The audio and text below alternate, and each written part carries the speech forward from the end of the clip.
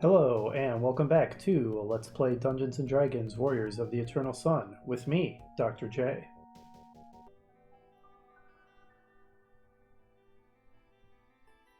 Before we delve into the final dungeon, let's do one final lore dive. Mermillion has already told us that this is the realm of the, quote, evil elves. Now, an evil offshoot of elves who live underground, generically called dark elves, has been a concept that's existed since the very early days of Dungeons & Dragons. By far the more common variety of dark elves are the drow. Drow exist in many of D&D's most popular settings, such as the Forgotten Realms and Greyhawk. Drow are basically a super evil matriarchal culture who are enthralled to an evil demon spider goddess named Lolth. Only female drow are allowed to become priestesses of Lolth, and through them the evil goddess rules drow society with an iron fist.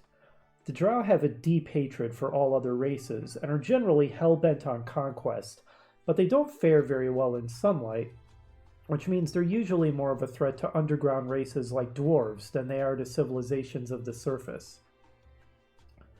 But the Dark Elves of Mystara are different from their more common cousins. They are not drow. The Dark Elves of Mystaran lore are known as Shadow Elves. There are a lot of differences between Shadow Elves and drow. For one, Shadow Elves are not overwhelmingly evil. They fled underground to escape the Great Rain of Fire when the advanced civilization of Blackmoor destroyed itself. Eventually, the Shadow Elves came into contact with the consciousness of Raphael, a physicist of Blackmoor whose body was destroyed in the Great Rain of Fire, but his mind lived on and he eventually became an immortal. Because of their shared traumatic history, Raphael was sympathetic to the Shadow Elves, and he created 14 verses to govern their lives. In return, they came to worship him as their god. Canonically, because they live underground, Shadow Elves have larger than normal ears because they rely heavily on hearing, and they have high, squeaky voices, a fact that was faithfully implemented in the Mystara-based arcade beat-em-up Tower of Doom to perhaps unintentionally comical effect.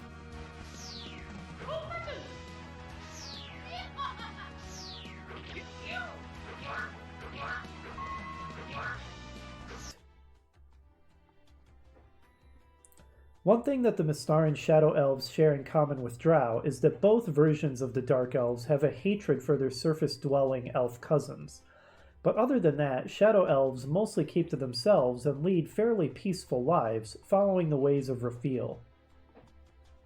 However, some Shadow Elves went even deeper still, and eventually arrived at the Hollow World. This splinter sect of Shadow Elves don't worship Raphael. Instead, they came into contact with the Azkans, and came to emulate various aspects of Azkan architecture and culture, including worship of their evil god, Adzin-Teotl. As a result, these Shadow Elves are more evil than standard Mystaran Shadow Elves. This splinter sect are known as the Schattenelfen, which I think is just German for Shadow Elves. Funnily enough, like all the other Hollow World lore, the developers had clearly read up on this as well, because the dungeon we're about to enter is called Schattenelfen Realm, and we're going to find an Azkan-like mini-pyramid in the center of their city. So this is yet more lore that is faithfully executed in the game, but which the game itself calls no attention to whatsoever.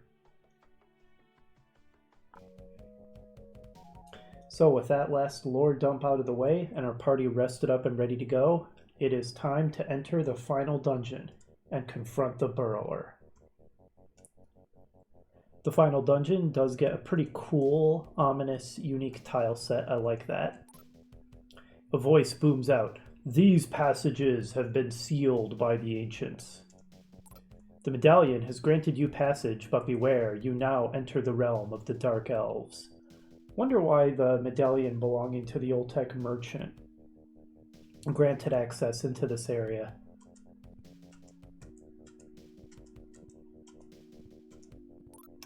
The words on the top of the scroll help you decipher the markings. You chant a phrase and pass.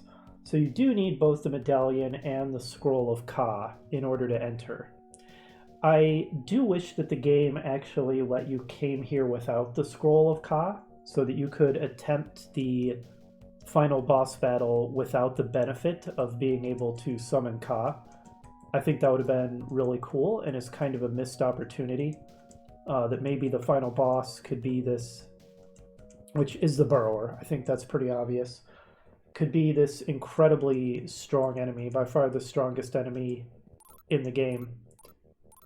Whoa, okay. We just picked up a bunch of scrolls of cure serious wounds.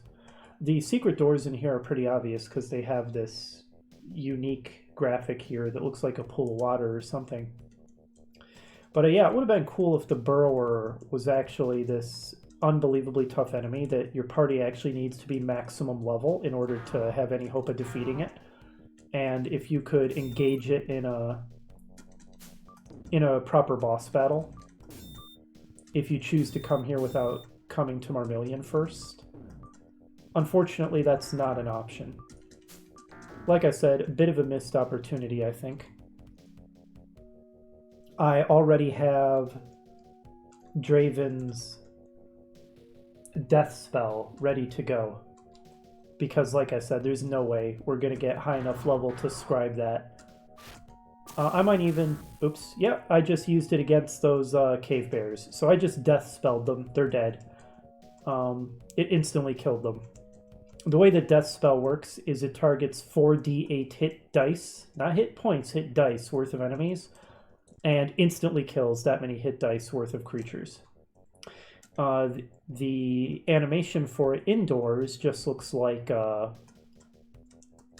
Ice Storm, as we saw there. So that was Death Spell. It's pretty cool.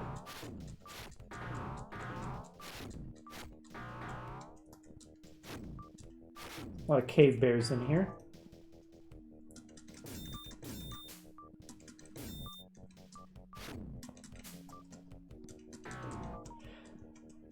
There's also Cloud Kill, which is another instant death spell. That one, instead of affecting a certain number of hit dice worth of creatures, and they don't even get a save against death spell. Like, there's nothing they can do. They are just straight up killed. No chance to resist. Let's get my buffs on before I forget. So unlike Death Spell, creatures do get a chance to save against Cloud Kill, and if they make their save, they take 1 point of damage, which is weird and random. What's the point of even doing a single point of damage? But that's the way it works. And we're going to find yet another instant death spell in here, Disintegrate, which is also much too high level. We're never going to get a chance to scribe it. So we're definitely going to just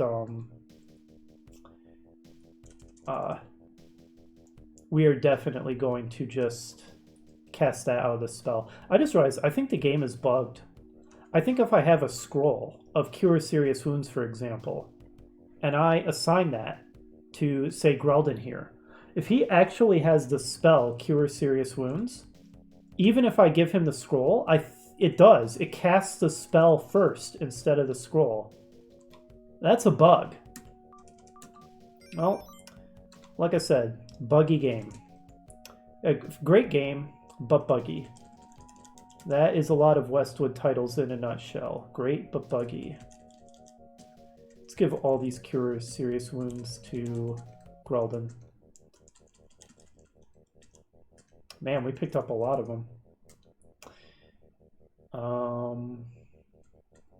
He needs all this other stuff, doesn't he? Fine. You can hang on to that one, Dimsdale, for safekeeping.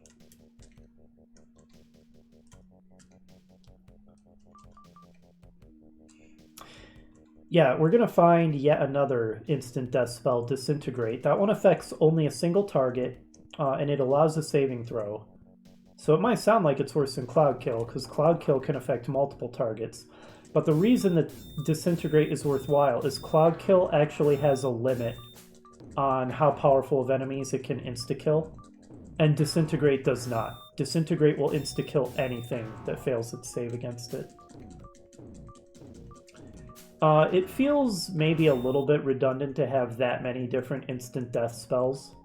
Cloud Kill, Death Spell, and Disintegrate.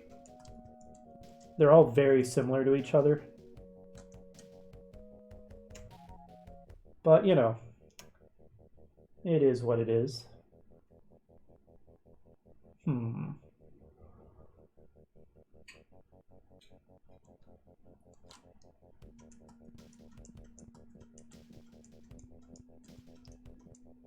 Oh, flap sails, I'm guessing? Yep. A lot of very tough enemies in here, as you would expect of the final dungeon. No shadow elves yet, you'll notice, but don't worry, they're coming. Given that the shadow elves live directly underneath the burrower, we can assume they've been driven completely insane by it. It's interesting that, as we will see, they have a pyramid in the middle of their city, Azcan style, and it leads up to the final cavern where the burrower lies. A couple of cure-all scrolls, which is basically just a super heal. As usual, I'm so low on inventory space that I kind of don't have much of a choice but to just use these consumables right away. I can't hold on to them. So even though this is a waste of a Cure Serious Wounds for 1 hit point and then 4 hit points, I don't really have much of a choice. I don't have the room for them. It's either that or drop them. Okay. So yeah, as we'll see, the Cavern of the Burrower lies at the top of the pyramid in the middle of the elf city, which is very interesting. Another elf here who I watch suggested something that had never occurred to me.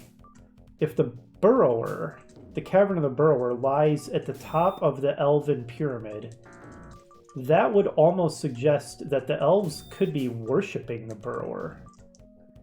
Which is interesting because, as we just saw in the official lore, the Hollow World Shadow Elves, the Shatin Elfin, actually worship an Azcan deity. But that doesn't necessarily mean that this couldn't be one particular group of Shadow Elves who became dominated by the Burrower and were essentially mind-controlled into worshipping it instead of, I forget what that other guy's name is, Adson, I think it was. Incidentally, that situation is a little complicated because Adson, as you might have noticed from his art, is actually a Shadow Elf himself who ascended a long, long time ago and became the deity of the Azcans and was originally, I think, a deity of some of the non-evil Shadow Elves, but they turned away from him and came to worship Raphael instead, and he fell out of favor with them. But the Azcans were worshipping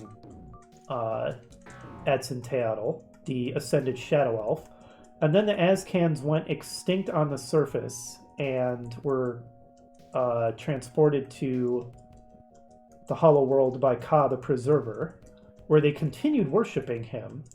And then another sect of Shadow Elves delved so deep that they found the Hollow World and ended up sort of copycatting the worship of their own ascended deity who they had turned from the Azcans. So, like I said, kind of a complicated situation all around.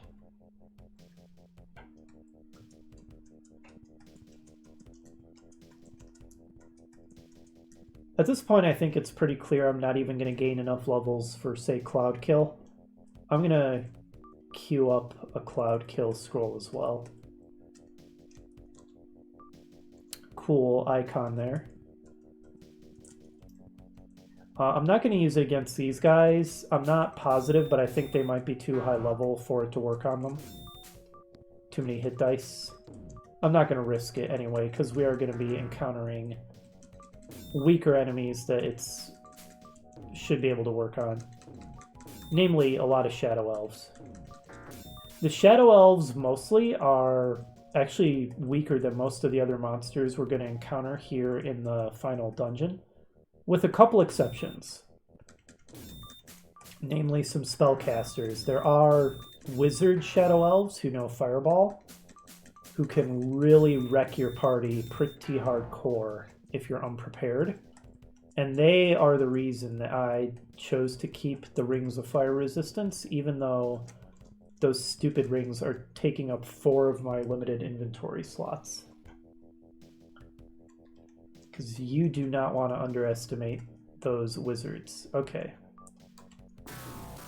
Alright, so we used Cloud Kill to kill our first Shadow Elves that we encountered. Yay, chemical warfare. Alright, and I'm going to prepare an anti-magic shell, which should, as long as it lasts, make Draven immune to the enemy's spells. I'll cast that when we're about to enter the Elven City. The Elven warriors and even their officers are generally not too much to be concerned about. It's the casters we're going to need to watch out for. But the warriors are not much threat to us. I do have a decent number of hit points, though.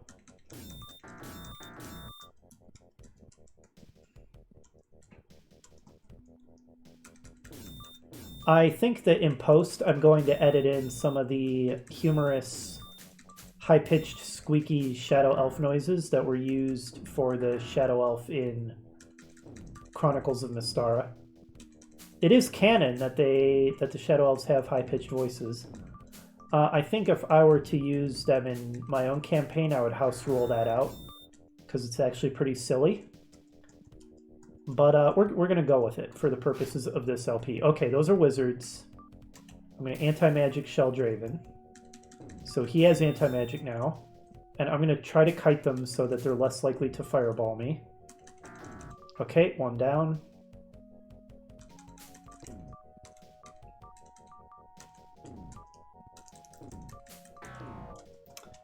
If anybody dies here, they're staying dead. In terms of my characters, I mean, there's the disintegrate scroll that I knew was coming. Because I'm not going to... Obviously, we can't use the shrine in town to raise our characters anymore, because there's nobody there. They all went crazy and fled into the woods. And I'm not going to backtrack all the way to one of the revival pools in the swamp or the jungle to raise anybody who gets killed, because that would take forever. So anybody among my characters who dies in here, they're staying dead. Which means I'm going to try really hard to keep everybody alive. Monsters are near, huh? I might like to rest before I proceed. I'm going to see if I can find the monsters preventing me from resting and eliminate them. Oh, it's these guys.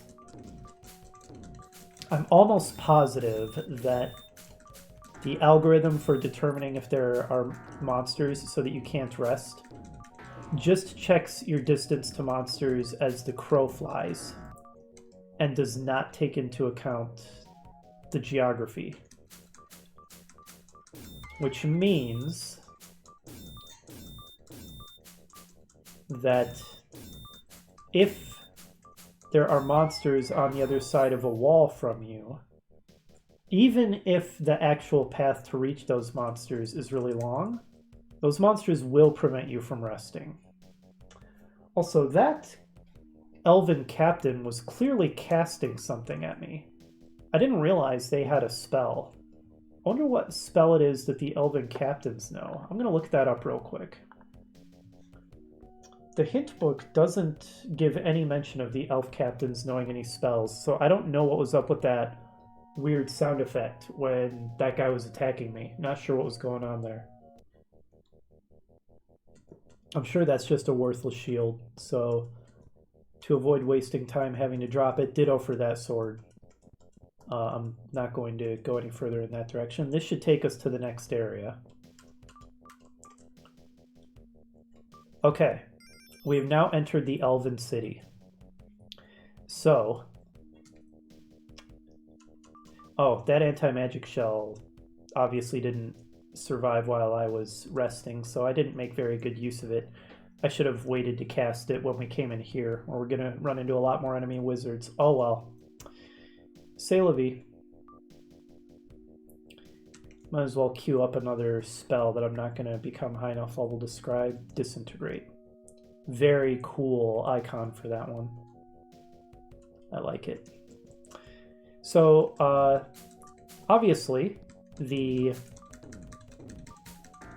tile set for the tile set for the Elven City is clearly a palette swap of the Azcan tile set. It's the same thing except it's sort of dark and purple, which as a kid I just thought that, you know, was just the usual being lazy and palette swapping thing that lots of games do. And I imagine that's probably a component of it. But as we learned from that lore dump, it turns out the developers actually have a pretty good excuse for this, for doing this, because the Shatanalfin of the Hollow World took their architectural cues from the Azcans, so it actually makes perfect sense that they use a palette swapped version of the Azcan tile set. These guys are clearly casting some kind of spell against me, but I have no idea what it is because it's not working. My guys are making their save against it. I think those dwarven saving throws are finally paying off. And the hint book makes no mention of it.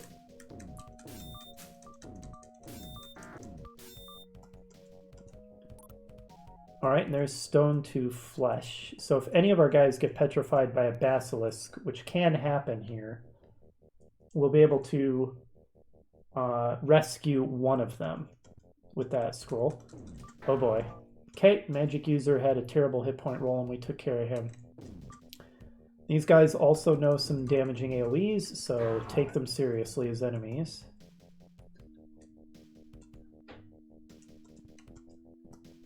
This place really does have the feel of a huge... Oops, I just used Disintegrate, which I didn't mean to do, and I missed with it.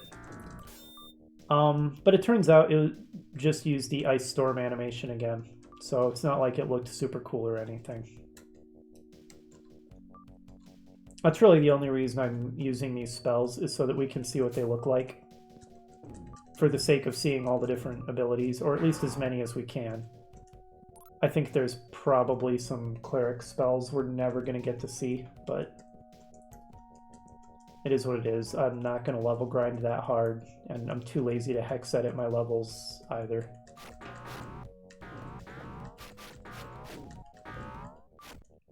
So yeah, sharing what those look like is the only reason I'm casting those spells, so I don't really care if I'm using them poorly and wasting them. A lot of generic swords on these guys. But yeah, this is a really cool final dungeon, I think. We had the creepy looking cavern, and now this Shadow Elf City, I think, is really cool with the purple version of the Azcan tile set. And most of the elves aren't really that threatening, but the casters will wreck you if you underestimate them. Okay, I don't care about these swords. I don't need the +2 chainmail either. I guess I'll hang on to these heals just in case I need them. Flesh to stone, so that's the offense version. You can petrify an enemy with this.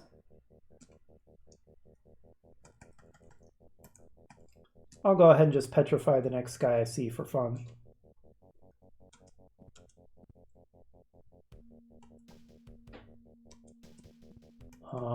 This way.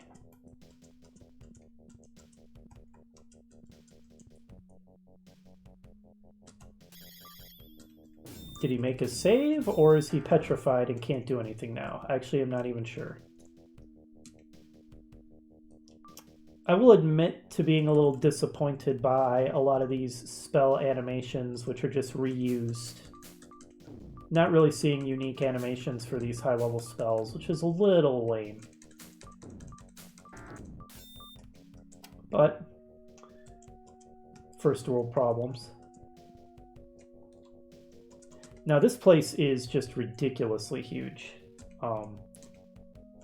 There's, you know, rooms. Oh, a wizard. Let's not even fight him. I don't want to get fireballed by him. You know, there's all these rooms, which I guess these are little, I don't know, apartments or whatever. And it's generally just huge and labyrinthine. Here's the pyramid in the center. It might not be clear that it is a pyramid, but... Alright, so we just went up the stairs, and here's more stairs. And then we go up the stairs again, and we can see that there's still more stairs, so we are ascending. And if we go around, we can see that it is, in fact, pyramid-shaped. So definitely copying Azcan architecture here. It's such cool attention to detail that the developers actually went to the trouble of implementing the fact that the Shatin Elfin copy Azcan architecture. I mean, that's awesome attention to detail, which just makes it all the more strange that this is all just lore that the game never mentions at all.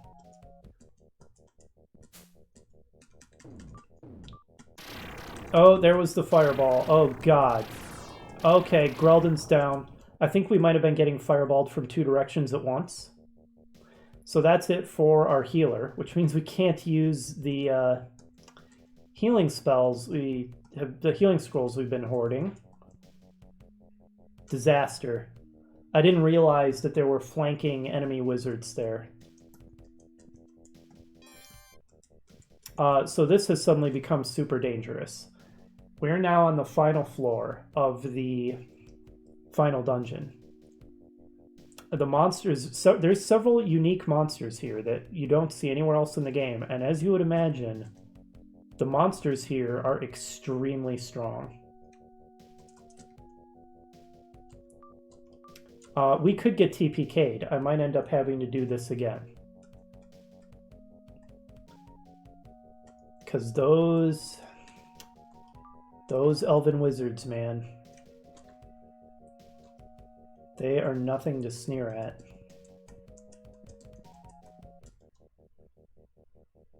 Okay, I don't think that fireballs are likely to be effective against an Ifriti. So this is what I was saying about powerful, unique enemies. I think it's really cool that the very final area of the game, that they were holding back unique monsters to find here that you don't encounter anywhere else. Okay, we have seen stone giants before. Luckily, this area is so wide open that there's lots of kiting opportunities. Thanks to that, unless we get attacked by multiple enemies and flanked, I think our chances of surviving are not terrible. Even with those wizards having hit us from two sides and double fireballed us, which really hurt. But you can see how clearly Dimsdale made his save against both of those fireballs, and he also just has a ton of hit points. Because he's still in relatively good shape. So it's good to see those Dwarven saving throws are finally coming through for us, because they're the whole reason I chose him instead of a fighter. Also, dwarves are cool. I like dwarves, Tolkien-esque dwarves as a fantasy race. I like Tolkien-esque elves, too. Some people say they're generic or, you know, uninteresting. I disagree. I completely disagree. Rather than calling them generic, I would call them classic. And classics are classic for a reason. They're classic because they have wide lasting appeal. And I think the Tolkien-esque fantasy races of elves, dwarves, and halflings definitely fall into that category.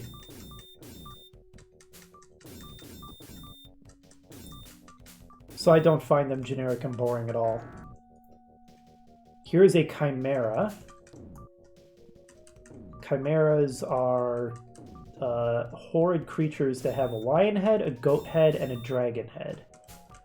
And they get tons of attacks, and I'm pretty sure the dragon head can breathe fire. So if it weren't for the fact that we can kite the heck out of them here, that thing would have been incredibly dangerous. But yeah, thanks to all these wide open caves and being able to kite, we might not get TPK'd, despite that disaster with the double fireball.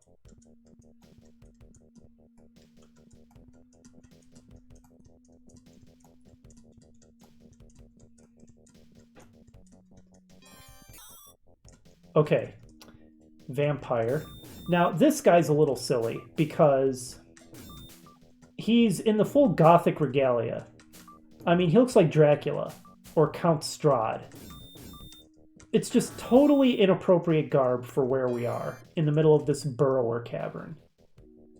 Like, I understand that that's sort of the traditional vampire look, but he really shouldn't be wearing that outside of like a gothic mansion or castle.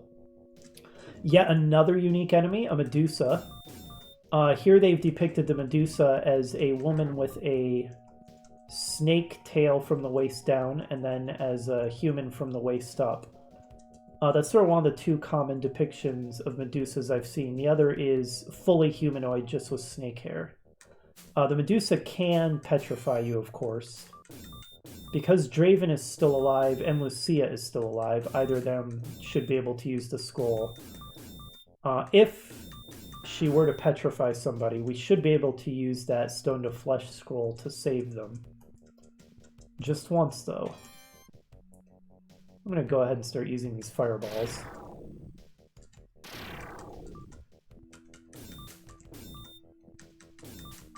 They are better against groups of enemies than single strong enemies, and single strong enemies I think are exclusively what we're going to run into here.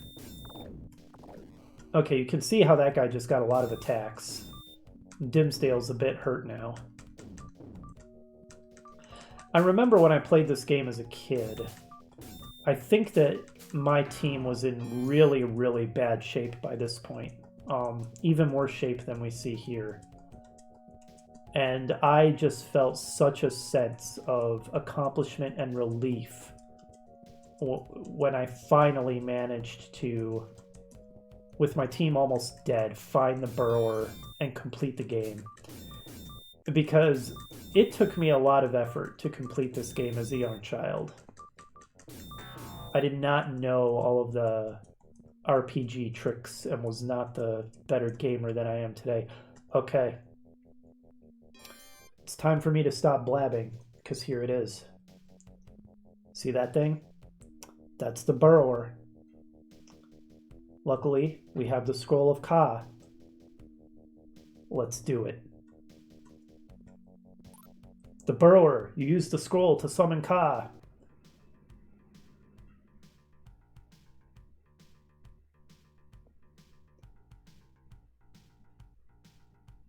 And here's Ka. Oh no, the burrower is strangling him. Round 2. Oh, nice, biting its tentacle off. Good job, Ka. Round 3. Ka stomps it. Ka wins. You have done well, my children. I now know that these abominations still exist. It was this creature which poisoned the minds of your people. I have healed all who live. Return as heroes of your people, for I have told them of your achievements. That line right there about, I now know that these abominations still exist. Even as a kid, that said to me that there's more going on here than the game is letting on. That there's some kind of backstory to this that hasn't been revealed. And later on, as an adult, I came into contact with a lot more D&D material and looked all this stuff up and learned all this backstory about the Hollow World and realized I was 100% correct. That throwaway line, "I now know that these abominations still exist," is actually alluding to quite a bit of interesting backstory, which we discussed in the previous video. All right, so Ka made everything right again. Thank you. Thank you, Ka the Preserver. And now finally we return as the heroes of our people that we are.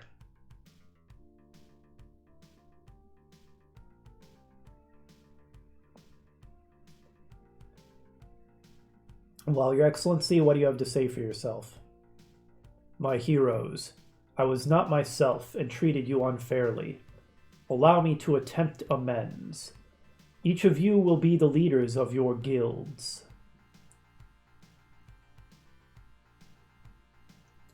We will rule this land together and try to make peace with our neighbors.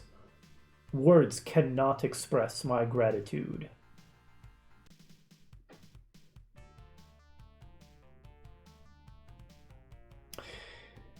So that's Warriors of the Eternal Sun. Heck of a game. It is admittedly a letdown that you can't have any kind of boss battle with the Burrower. The game doesn't let you in without the Scroll of Ka. As I discussed, I think that was a lost opportunity. I will admit that with the game engine the way it is, making a decent boss battle against the Burrower would have been difficult. Because either it would take place in an open area and you'd be able to kite it, which would be lame, or it forces you to fight the Burrower toe-to-toe. But then the amount of strategy fighting that way is pretty limited, because unlike in overland combat, there's no positioning factor involved. So you basically just stand there, throw your best spells at it, whack it as fast as you could with your weapons, and then as it hit you with whatever attacks it had, you'd pull out your heals to heal them and cure any status effects it put on you until you run out of heals. And from there it would basically just be a battle of attrition. Granted, that's how battles go in RPGs in general when there's no positional element. So I guess maybe it could have worked out. But anyway, yeah, I really, really like this game. This was a fun game from my childhood, and I think it's really classic. So this screen is a little bittersweet, though, isn't it? Write these attributes down for future products. I guess Westwood hoped that they'd make a sequel. I would have loved it if they had made a sequel that went all the way up to like level 20 something. You could import your characters and embark on whole new quests. That would have been awesome. Sadly, that will never see the light of day. But I am working on my own game, which is inspired by this one. Just a dungeon crawler element, not the overland part. But it is a first-person 3D grid-based dungeon crawler, which uses pseudo BX-like rules. And I mean, obviously, first-person 3D grid-based dungeon crawlers are a whole genre. It's not just this game. And that's the genre that the game I'm working on falls into. But it definitely is directly inspired by this game. And maybe I'll post a link to the game I'm working on. It's called Darkness Never Dies. I'll post a link to it in the description. By the time this video goes live, I probably even have a playable demo of it, which at the time of this recording, I'm still working on. It's coming along really well. But if you really like this game and want to play something similar that's made today, so it's new content, check that out. Check out Darkness Never Dies, my current game project. I bet you'd like it, and the playable demo will be free to download and play. Anyway, I guess I'm going to I'm going to wrap it up there. That was Warriors of the Eternal Sun. One of my favorite games. You know, not like a top 3 favorite game or anything, but it's a game that holds a special place in my heart. I hope that you enjoyed watching this Let's Play. Hope it was fun for you. It was definitely fun for me playing through this game again and doing those lore dumps and those deep info dives. So I'll see you next time, whatever next time brings. Have a good one, everybody.